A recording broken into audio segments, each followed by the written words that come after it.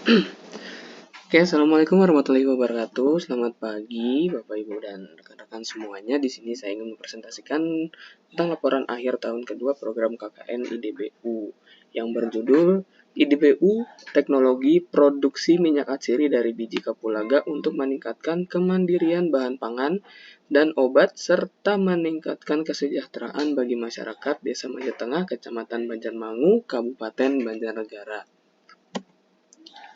Untuk keterkaitan penelitian kepada masyarakat ini, potensi ekonomi Desa Majatengah, Kecamatan Banjarmangu, Kabupaten Banjarnegara itu merupakan salah satu tempat yang strategis untuk menanam kapulaga, dan khususnya ini adalah potensinya itu adalah biji kapulaganya sendiri.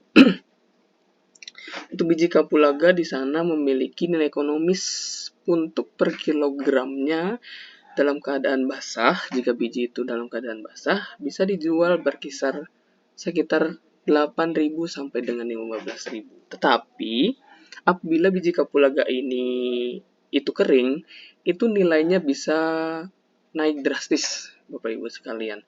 Itu bernilai kisaran antara 60.000 sampai dengan 100.000. Ini untuk bisnis biji kapulaga ini terlihat fluktuatif karena harganya cenderung tidak stabil, terkadang bisa sampai 60.000, bisa 58.000 dan juga bisa sampai 200.000 kemungkinan waktu itu.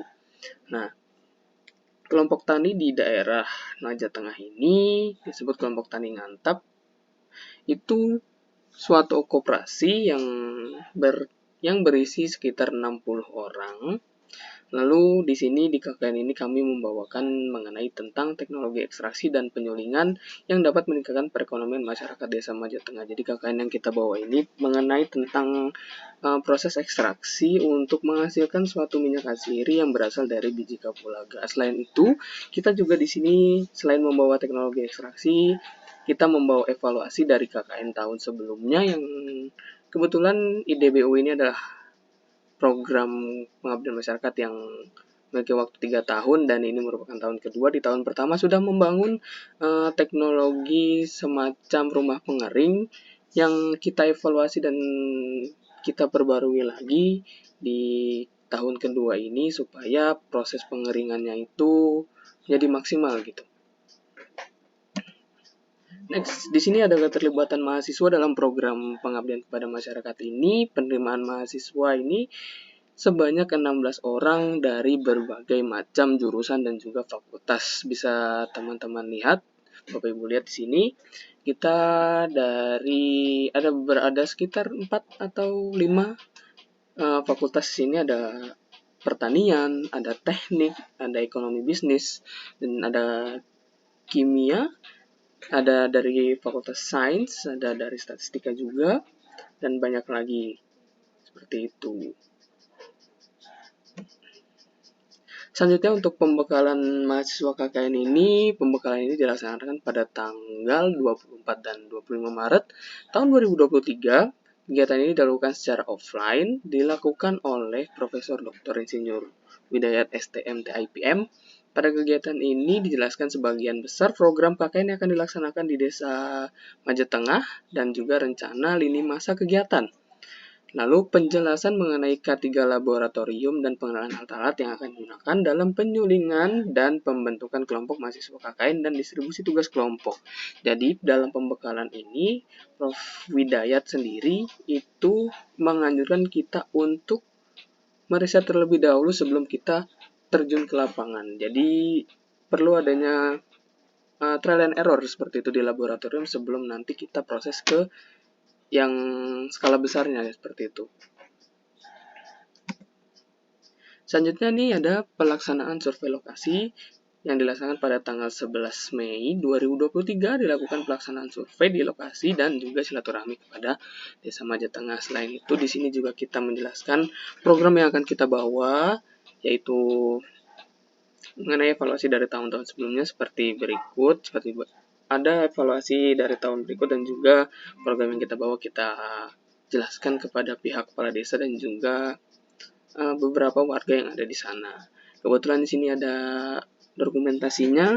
Ini ada kita sedang berdiskusi dengan kepala desa dan juga pihak pihak jurnalis dari Desa Majetengah sendiri. Lalu di sini juga terlihat ada alat ekstraksinya yang mungkin kita evaluasi dari tahun pertama dan menjadi tahun kedua nanti. Ini ada sedikit evaluasi dari alat untuk ekstraksinya sendiri. Nah, sebelum kita melaksanakan destilasi atau penyulingan minyak asiri di desa, perlu adanya trial and error, dan kita mencoba itu di laboratorium dan juga di alat yang baru kita buat gitu. Sebelum kita serahkan dan juga kita praktikkan kepada masyarakat di Desa Majetengah. Ini kita melakukannya di salah satu tempat rekan dari Profesor Widayat. Ini kita di sana mencoba kapasitas mesin baru yang kita buat, yang dibuat gitu. Mesin ini memiliki kapasitas 25 kg biji kering dan proses destilasi minyak asiri ini menggunakan sistem kukus, berbeda dengan tahun sebelumnya yang sistemnya rebus seperti itu. Lalu pengujian kualitas minyak asiri, kita tidak mau produk yang dihasilkan oleh Desa Majetengah ini tidak terstandarisasi seperti itu. Maka dari itu, setiap penyulingan yang dilakukan di Desa Majetengah, kita membantu dalam proses pengujian kualitas minyak asiri yang dihasilkan dari proses destilasi yang dilakukan oleh warga Desa Majetengah seperti itu. Seperti di sini mengukur densitas, mengukur indeks bias, itu kan merupakan salah satu indikator untuk menentukan kualitas dari minyak asiri yang dihasilkan oleh biji kapulaga. Nah, ini sudah masuk proses pembangunan unit pendingin dan penyulingan minyak asiri skala besar. Di sini kita juga membangun suatu alat pendingin dan juga toren besar untuk menampung air yang ada di Desa Majetengah gitu. Jadi air skala besar ini yang berkapasitas kalau tidak salah 5.000 liter atau 5.000 liter sepertinya, saya lupa. Nah, itu dia berguna juga untuk sebagai wadah air bersih untuk warga desa jika ingin menggunakannya. Lalu bisa juga digunakan sebagai tandon untuk penyedia air dingin untuk penyulingan minyak asiri skala besar gitu. Nah, di sini ada proses pemasangan alat yang dibantu oleh warga desa juga. Di sini juga kita langsung memperagakan bagaimana cara menjalankan alat-alat tersebut, mulai dari pemasangan, mulai dari proses pemisahan minyak tersebut, lalu juga proses pengaliran air dinginnya seperti apa. Di sini kita peragakan. Selanjutnya, selain itu, diajarkan untuk mengetahui produk turunan dari biji kapulaga yaitu minyak asiri. Kita juga di sini melakukan sosialisasi dan pendampingan legalitas badan usaha berbentuk koperasi. Karena dari pihak warga desa maupun kepala desa itu sangat menginginkan atau berkeinginan untuk membuat koperasi untuk desanya tersebut untuk memajukan sektor UMKM yang sedang dibangun oleh pihak desa. Seperti itu. Di sini kita mengundang dari pemerintah Kabupaten Banjarnegara yang memang berkonsentrasi di bidang koperasi untuk melakukan sosialisasi dan pendampingan pembuatan koperasi dan juga mengurus legalitas badan usahanya seperti itu. Selanjutnya di sini kita juga membawakan mengenai sosialisasi diversifikasi produk turunan serai kepada ibu-ibu PKK.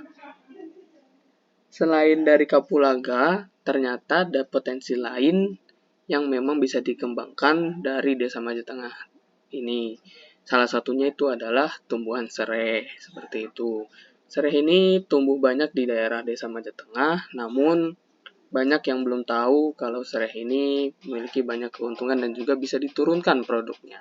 Selain jadi bahan makanan, itu bisa jadi jamu, bisa jadi obat tradisional, dan juga bisa membuat lilin aromaterapi seperti itu. Di sini ada banyak ibu PKK yang antusias terhadap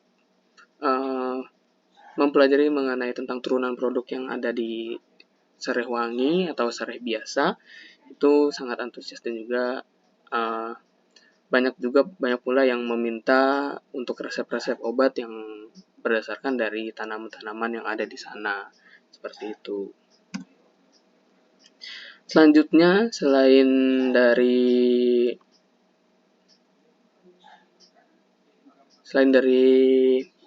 teknologi ekstraksi dan mempelajari tentang diversifikasi produk yang ada di sana, di sini juga kita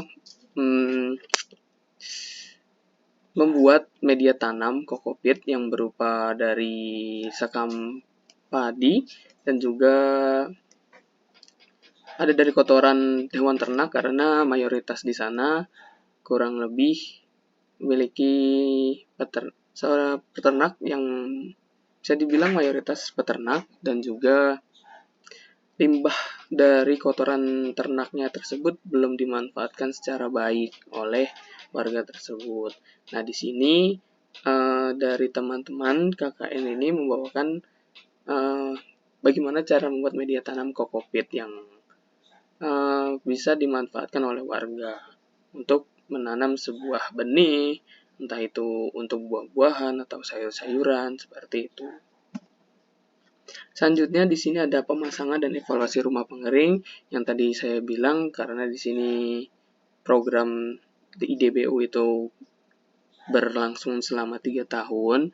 Nah, dari tahun pertama ada evaluasi mengenai rumah pengering, dan di sini kita juga bersama warga bergotong royong untuk mengangkut rumah pengering dan juga merenovasi rumah pengering di tahun sebelumnya.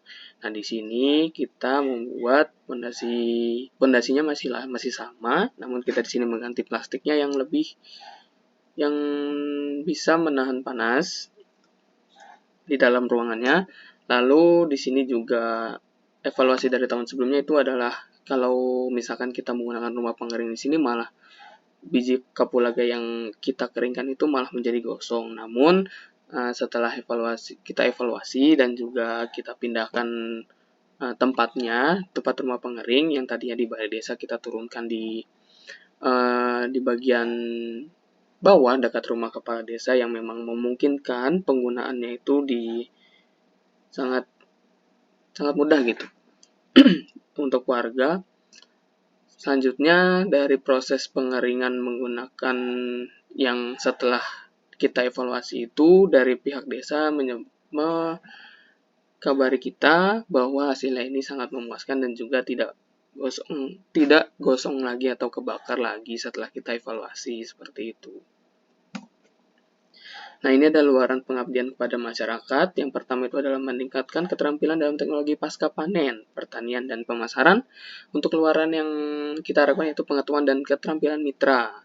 Lalu indikator keberhasilannya itu alhamdulillah mitra 100% mampu menangkap atau menyerap teori yang sudah diperoleh. Yang kedua itu ada target kita mendapatkan strategi pemanfaatan sumber daya alam dan lingkungan secara efektif dan efisien. Luaran yang dihasilkan itu aplikasi teknologi pasca panen, penyulingan minyak kapulaga. Nah, indikator keberhasilannya ini mitra 80% mampu menerapkan teknik yang diajarkan. Selanjutnya yang ketiga, itu target kita adalah peningkatan pendapatan masyarakat. Nah, luaran yang dihasilkan itu adalah adanya kelompok usaha baru. Nah, ini dia. Nah, untuk indikator keberhasilannya itu adalah usaha skala rumah tangga dan minimal satu usaha kelompok sudah berjalan industri penyulingan minyak kapulaga. Lalu yang keempat itu adalah masih sama peningkatan pendapatan masyarakat, yaitu luarannya adalah peningkatan kapasitas produksi dan kualitas. Nah, indikator keberhasilannya ini adalah kapasitas meningkat sebesar 25-50% kualitas produk biji kapulaga. Lalu untuk yang keempat itu adalah target kita itu adalah manajemen produksi dan pemasaran. Luaran yang dihasilkan adalah jumlah dan kualitas produk dan jejaring pasar. Untuk indikator keberhasilannya itu adalah mitra 100% mampu memproduksi dan layak dipasarkan di pasar lokal. Mampu menggunakan teknologi dalam pemasaran offline dan juga online. Adanya website atau pemasaran online dari kelompok tani. Lalu yang kelima, target kita adalah pengembangan usaha dan jejaring pemasaran. Nah, itu untuk keluarannya sendiri, aspek legal seperti NIB, PIRT, atau pendaftaran di notaris. Nah, indikator keberhasilannya adalah tahun ketiga diharapkan aspek legal sudah terpenuhi, karena di tahun kedua ini proses tersebut masih berjalan sampai sekarang gitu. Nah, untuk kualitas dan kapasitas produksi semakin meningkat dan akses kredit terbuka. Untuk target ke-6 adalah hasil kegiatan dipublikasi pada media cetak atau online. Nah, luaran yang dihasilkan adalah seminar nasional atau internasional dan dokumentasi kegiatan publikasi media cetak atau online, makalah publikasi ilmiah. Dalam kurung, seminar nasional atau internasional dokumentasi kegiatan atau video klip. Untuk luaran yang indikator keberhasilannya itu adalah 1. Publikasi media cetak atau online terpublikasi, 1. Makalah publikasi ilmiah seminar nasional atau internasional telah dilaksanakan, dokumentasi kegiatan atau video klip sudah ada. Nah, untuk kendala kami dalam proses pengabdian masyarakat di sini adalah hambatan yang diperoleh belum adanya mahasiswa. Selain KKN juga ada perkuliahan, sehingga tidak secara maksimal. Kegiatan banyak dilakukan koordinasi secara online, dan penyusunan LRK dan LPK masih membutuhkan waktu yang sangat lama, seperti itu. Nah, berikut laporan KKN tahun kedua IDBU, kurang lebih mohon maaf. Wassalamualaikum warahmatullahi wabarakatuh.